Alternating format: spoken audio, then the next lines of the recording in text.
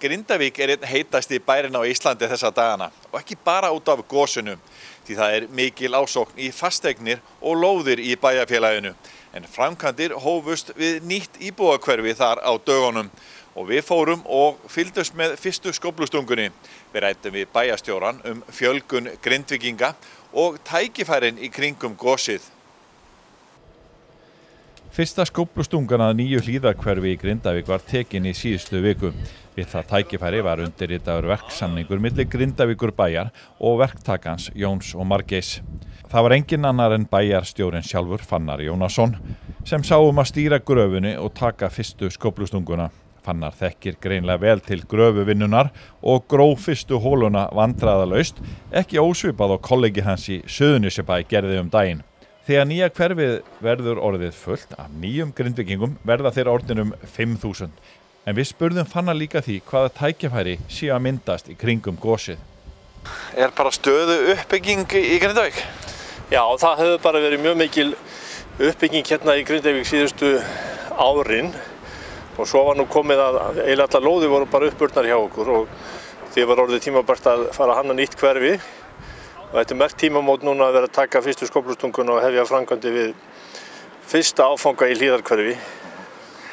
Hvernig þetta hverfi samsett? Er þetta fjölbreytt byggð? Já, þetta er fjölbreytt byggð. Það sem sagt einbýlishús lóðir hérna og parhús, raðhús og fjölbýli og á svæðinu öllu verða á bilinu 360 til 404 íbúða einingar eða það er fullbyggt og í þessum fyrsta áfanga eru 76 lóðir og það myndi rúma svona 1400 manns alltaf því þegar hverfi verður fullbyggt þegar það kemur. Og þið byrjaðar að auglýsa lóðurnar? Nei, við erum ekki byrjaðar að auglýsa en það strax orðin talsverð eftirspurn og fyrirspurnir það hvenær þetta verður tilbúið. Verktaki á að skila gatnagerðinni fullbúinni í nóvember og fyrir þann tíma verður farið að auglýsa lóðurnar til úthlutunar. Og sérðu fyrir þér einhverja tímasetningu hvenær þetta verður komið vel á veg eða jafnvel búið? Já, sem sagt, þessi fyrsti áfangi honum á að ljúka þarna í nóvember og það eru svona uppundir 200 íbúða einingar sem að þetta myndi rúma þetta gatnakerfi þannig að þetta myndi endast okkur í þónokkuð mörg ár. Við verðum 5.000 þetta Grindvíkingar þegar þetta hverfi er fullbyggt.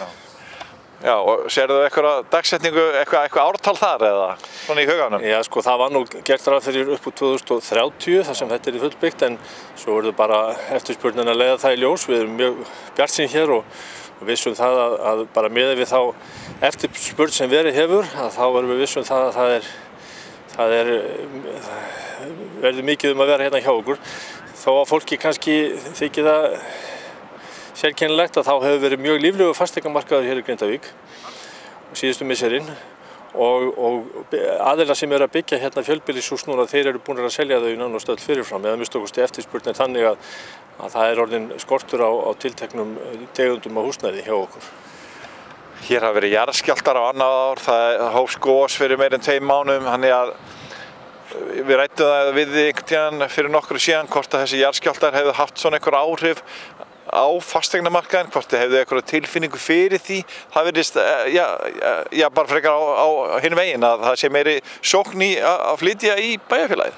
Það hefur allavega haft tiltölulega lítil áhrif finnst okkur og við erum auðvitað það þýðir ekki að vera að hugsa það hvað kann að gerast í framtíðinu og á Reykjanesinu verða hugsanlega eldsumbrot næstu áratugi og jafnvel einhver 100 ára, segja vísindamenn. Ef menn ætla að bíða eftir því að bíða það af sér þá myndi ekki gera sér á Reykjanesinu þannig að við erum bara full bjartsýni, við erum líka með mjög góðar íbúðarhúsalóðir hérna. Akkúrat deilið það sem við stöndum núna verður ný leikskóli og hann komin á framkvæmdaáætlun, það verður líka gert ráð fyrir verslun hérna í þessu hverfi. Þannig að Grindavík bara virkilega eftirsóknarsverður staður til þess að búa á eins og verið hefur og öflugur á öllu leyti þannig að það er engin bilbúr á okkur hér. Þannig að þið hafi verið að huga að innviðum eins og nefnir leikskóla, verslun og þjónustu þætti og annað. Þannig að þið horfið til þess líka samfara þessari miklu uppbyggingu sem er framöndan. Já, algjörlega. Við erum að byggja núna við Hópskóla og því verki líkur núna bara á næsta ári og þá erum við vel í stakk búin til þess að mæta fólksfjölgun. Það er ekki varð í það að vera að úthluta lóðum og fólk að byggja hérna án þess að til staðar séu öflugir innviðir og við höfum hugað að því í tíma þannig að það á ekki að verða skortur á leikskólaplássi og skólahúsnæði þegar það kemur. Þú ert búinn að standa í framlínunni að undanförnu út af gosi.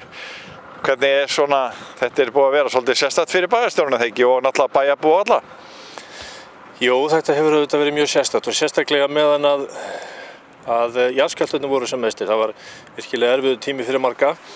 Nú ástandið einhvern veginn orðið bara miklu stöðugra og meðan þetta gos þarna á þessum stað og jafnvel þó það haldi áfram einhverja mánuði eða jafnvel ár, að þá byggðin hér ekki í neinni hættu.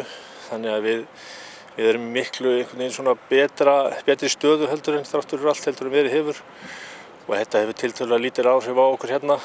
Annað en það að ferðamennirnir sækja mjög hingað þannig að við lítum á þetta sem tækifæri líka og taka á móti ferðamönnum í auknum mæli, sérstaklega frá útlöndum.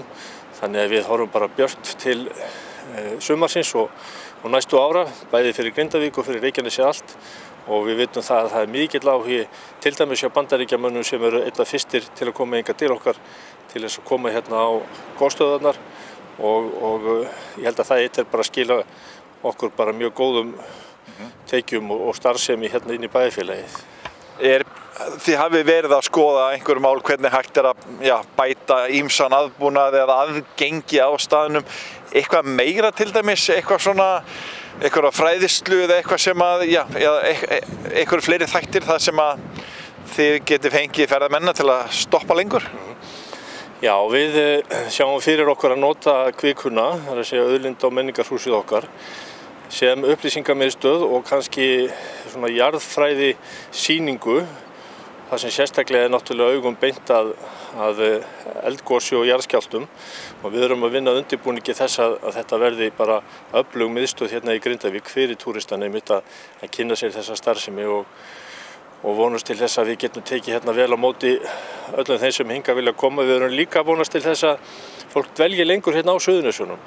Gisti hérna fleiri nætur heldur en kannski verið hefur undanfarin ár, einhvers staðar á Suðurnesjum og við erum hérna með mjög góða veitingaaðila og nýopnað hótel, nýopnað glæsilegt hótel og síðan afþreyingu fyrir ferðamenn. Bláa lónið náttúrulega hérna hjá okkur.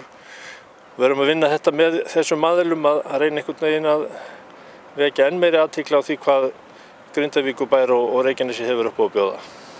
Ég svona að lauma að þér einni spurningu svona í lokin. Þið hættu við sjóvaran síkáta. Hefði ekki verið tilviljað að skella bara á goshátíð? Það bara góð ábending og kannski verður goshátíð. Við höfum náttúrulega eins og allir aðrir verið að velta fyrir okkur hvernig verðum við fjöldatakmarkanir og því miður verðum við að slá annað af sjóvara síkáta þessu sinni en við komum bara öflugri til leiks og hvort sem það heitir goshátíð eða sjóvaran eða hvað annað þá ætlum við okkur bara að gera góða hluti hérna áfram.